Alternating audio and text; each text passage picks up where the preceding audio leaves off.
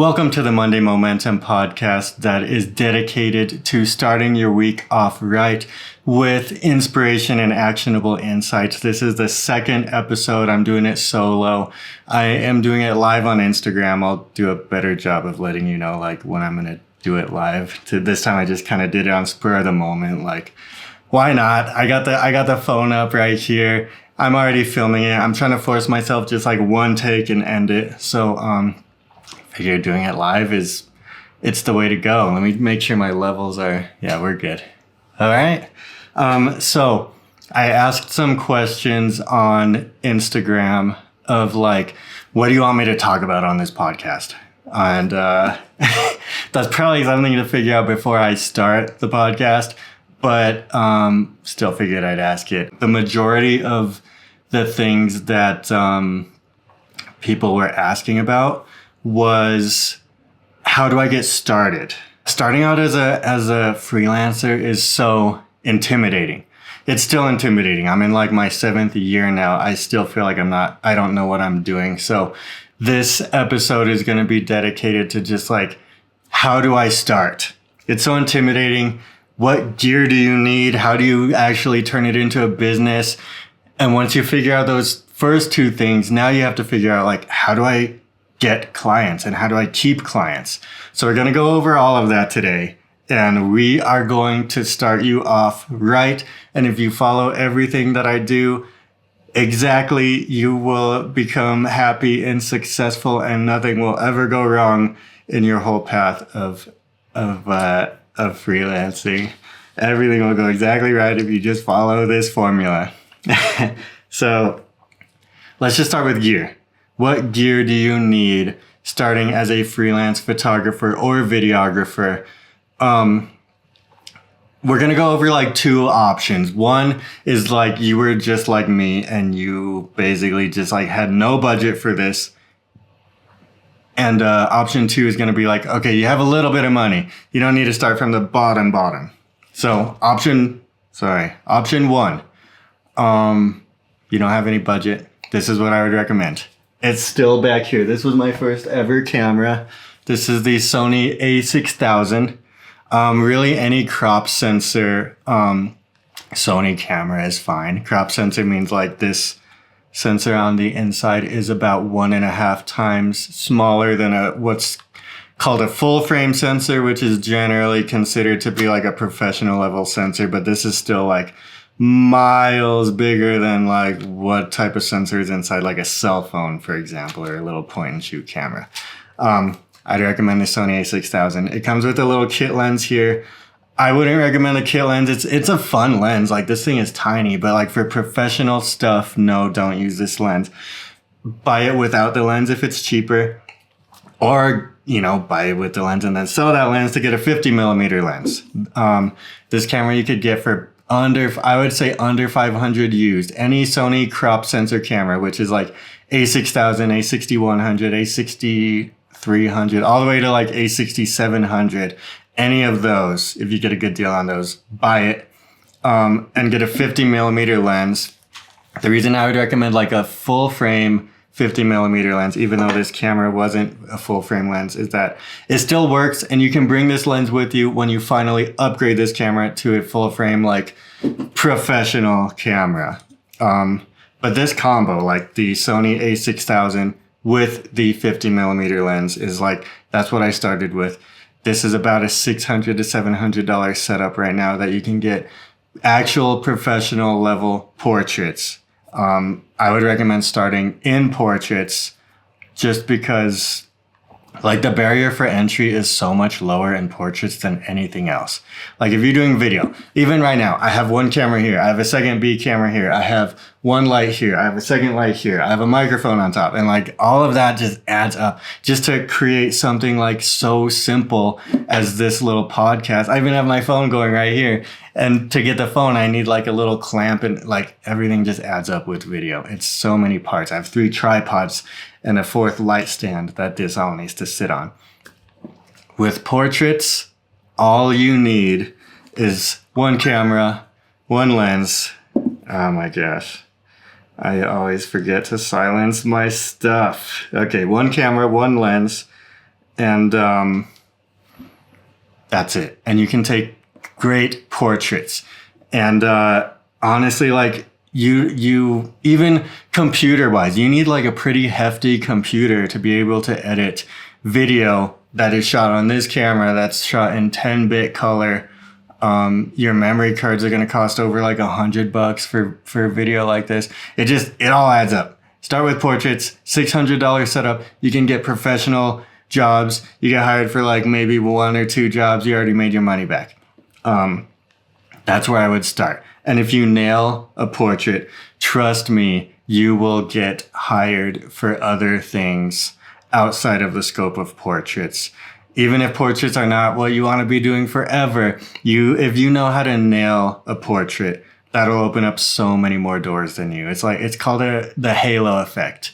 It's an actual like proven psychological phenomenon that if you do one thing extremely well, people will assume that you do all things well, even though that's not really the case.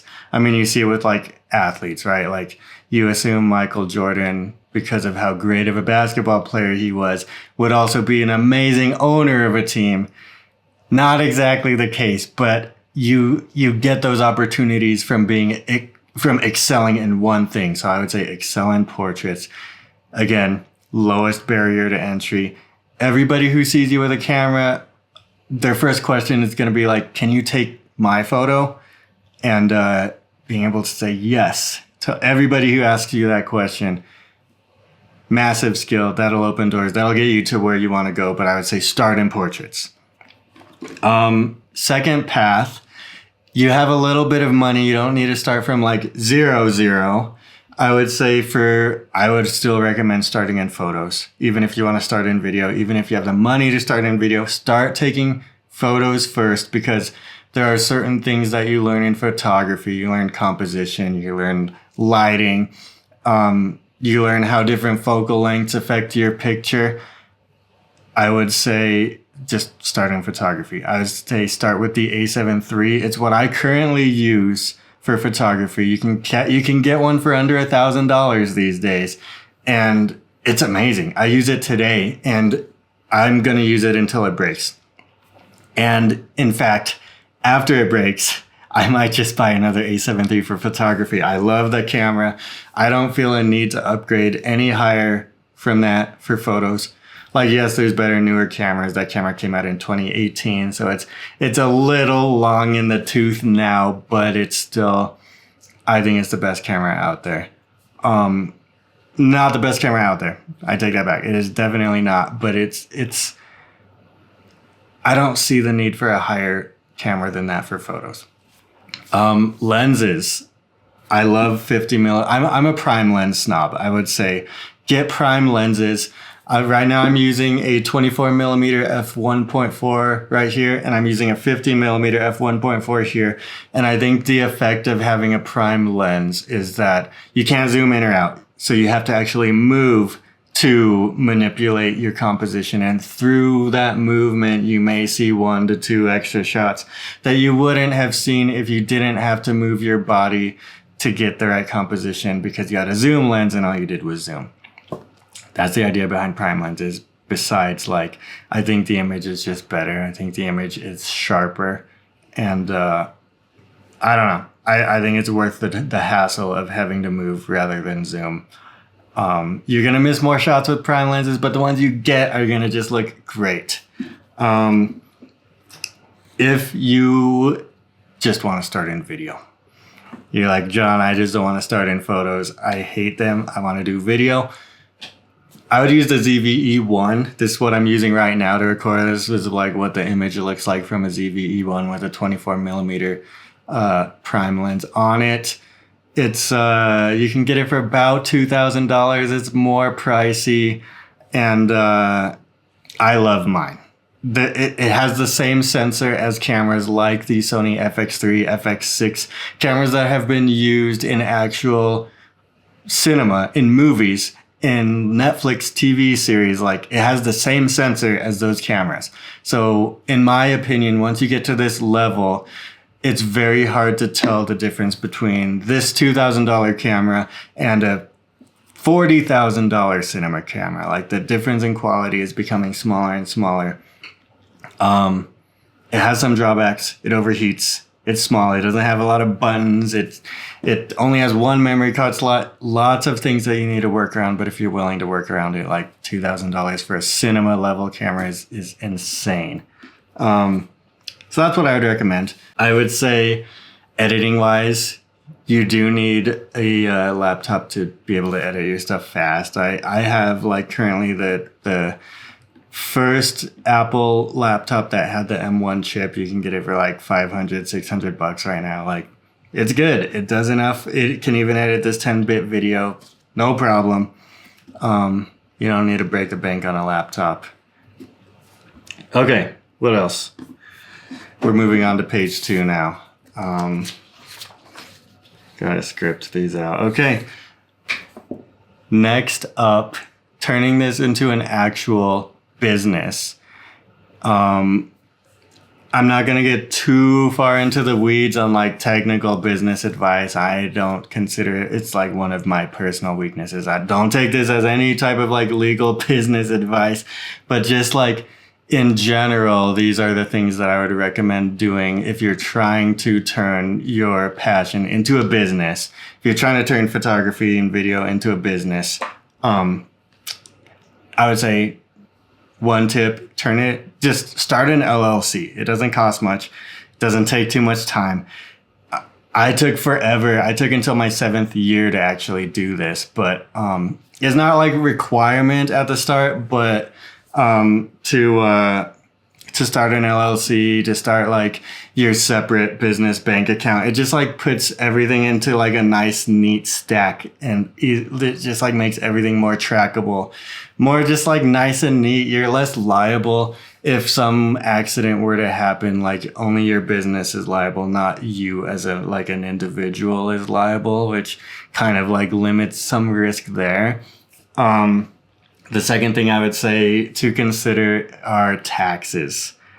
Taxes are a big thing that I feel like just catches almost everybody off guard. It's not that you get taxed more as somebody who works for yourself, but you do get taxed much differently. Like let's say you work at a grocery store, right? When they give you that paycheck, they first take the taxes out of the paycheck and then they hand you the rest. Where when you're working for yourself, it's kind of the opposite. You get handed the full sum of money, and you, as an individual, you have to be responsible for taking that taxes out of your own money that you got, because you got the whole thing. So you kind of like pull the taxes out at the end, where working for a, traditional like 9 to 5, they pull the taxes out first. So kind of like the same amount of taxes, it's just the timing is different, and I think that throws a lot of people off. Just like having that money in your hands, and I would rather just not even see the money than like have it all in my hands and then have to take 30%. 30% is usually like a good solid number to pull out of your taxes, and just put it in a separate account. Don't look at it. Don't think about it. Lock it in a safe, set a 9-month long time lock safe. I don't know if that's a thing, but anything like that, it just like, what I think is hard about that is that you open yourself up to just like the possibility of temptation. You have that money sitting there, you're looking at it all year long, it's not really yours, but it is still in your bank account. That's one thing to keep in mind, is that taxes are much different as a business than it is working, for a company, working for a grocery store. You got to hold that money even though it's not yours. Mindset. Mindset is a big thing for being self-employed. Like if you actually want this passion of yours to turn into a full-time job, like what is the mindset required for that? Because like, as a hobby, you get to do this thing that you love. Let's say you love taking photos. You get to do it when you want, where you want. When you're tired, you get to take breaks. when you're just like not feeling it, you can take a break. You can pick and choose the things that you want to do or don't want to do. You don't have any pressure to make money off of it if it's a hobby, which means that you can do everything exactly the way that you want to do, completely aligning with your passions. Where, if this is a full-time job for you, then, now you have to show up every single day. You can't take a break when you're getting tired. You do have the pressure of having to make money off of this thing. So now all of a sudden you might have to do certain things that are not 100% in alignment with your passions, that you're not 100% like psyched about. And that can take a toll on you when something that you once loved, like with a burning passion every single time you did it, is now like losing its luster a little bit. Now you don't love it every single time. And I think that like drop off of like, this is really fun and now it's dipping and now it's not so fun. And if you can push through that, then that's where it starts to go back up and you get to the finish line of whatever you like set out to accomplish. And when you make it to the end, that's where you get that satisfaction of like, wow, I did it. Where I think where most people fall off is that initial dip, and they see that initial dip as like a sign that I'm not doing what I should be doing. Like this like discomfort is a sign that I am not on the right path. Where I think that discomfort is normal, and when you push through it, then you get the satisfaction, the gratitude at the end. Where, if you just like, you start a new thing, then you feel the dip, then you quit. Then you start a new thing, then you feel the dip, then you quit. Then you start a new thing, then you feel the dip, then you quit. That's like a recipe for just turning into like a bitter person who thinks like it's just not possible. The world is just not fair to me. Those types of things. The only way to, avoid that is to push through that dip. Which can be just like a lot of confusing feelings, when something you once loved every time, you now only love sometimes. It's just part of turning it into an actual business and something to think about. If it's something you want to actually turn into a full-time business, not just a hobby, not just a part-time business. Okay, so how do you get clients? So we figured out the first two, right? You have the gear. We went over the mindset. You're like, okay, I'm good with that. I can handle the mindset part. Now I need to get some clients. I think step one, before even reaching out to clients, is to get a portfolio. And I understand the whole like know your value thing. And I think that's an important part. You do need to know your value. But I think one thing that's not talked about that is just as important or more important is that you need to prove your value. Like you can know your value till the end of time. But if you've never proven your value, then in the like real world market, then your work is still not worth anything. People won't be able to pay for it if you haven't proven to them that you can do the things that you said you were going to do. So building up a portfolio that shows proof to somebody that, yes, I have done this thing that I'm telling you that I can do. That's step one. And this is the most controversial thing that I tell people. The thing that I get the most pushback when I tell somebody to do it is to work for free.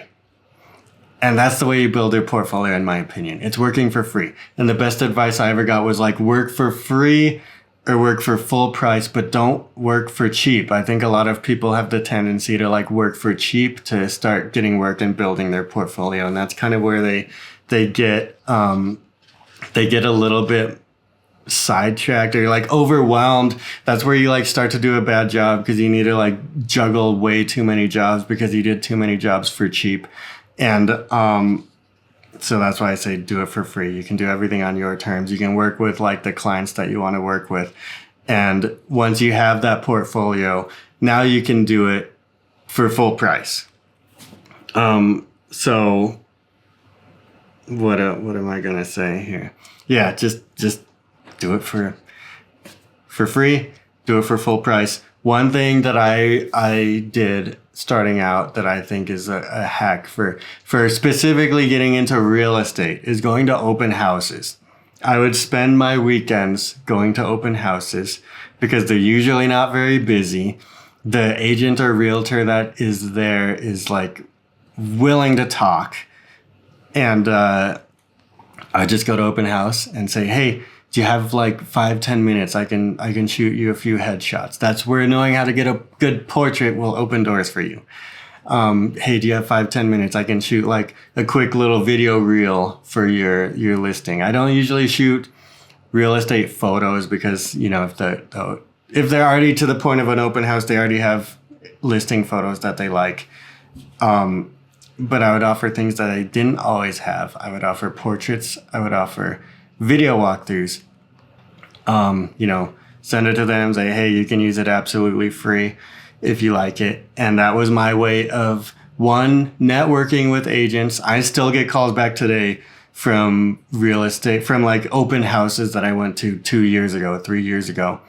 And also building your portfolio, showing people that you can do the things that you say you're going to do, or that you say that you can do. Yeah, that'd be my number one tip. If I was starting from zero, go to real estate open houses, take a good portrait of them, and that'll open doors for you to go where you want to go from there in real estate. So you figured out the gear, you figured out the mindset, you got a few clients. Now, how do you keep your clients? The final step, how do you keep your clients? Because it's so much easier to keep an existing client than it is to try to sign new clients. Because you just like, you work together well, you know each other, you like each other, you trust each other. Like the time that it takes for you to put something together for an existing client takes half the amount of time as it takes for a new client. Cause like you know them better. So keeping existing clients, assuming that you charged the right amount of money that you wanted to charge,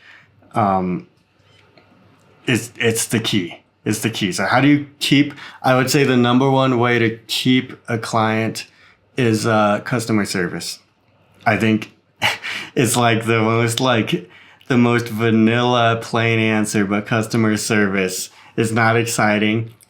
And I think especially as creatives, we tend to overvalue the final product and we tend to undervalue the process. We tend to overvalue the art and we tend to undervalue the customer service.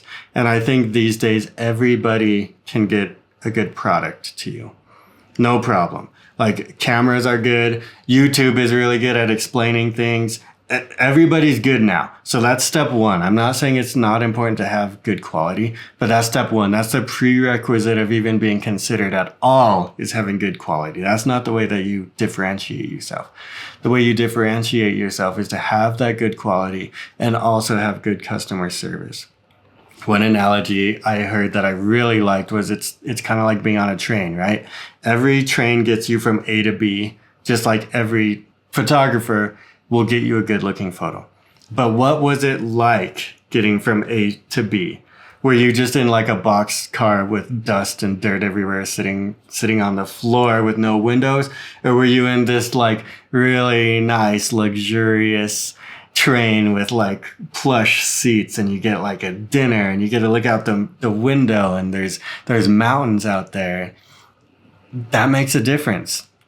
Both go from A to B, but which one are you willing to pay more for? And which one is more likely to create a client that rants and raves to other people to say, hey, you should do this too?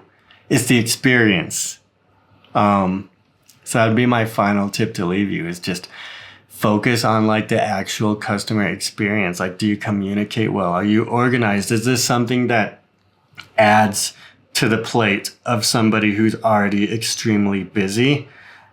Or is this something that you're taking off stress from their plate to allow them to like run their business well? I would say those are incredibly important questions to ask, that not a lot of people who run a creative business ask. Okay, so that's it. That's the end of episode 2 of the Monday Momentum podcast.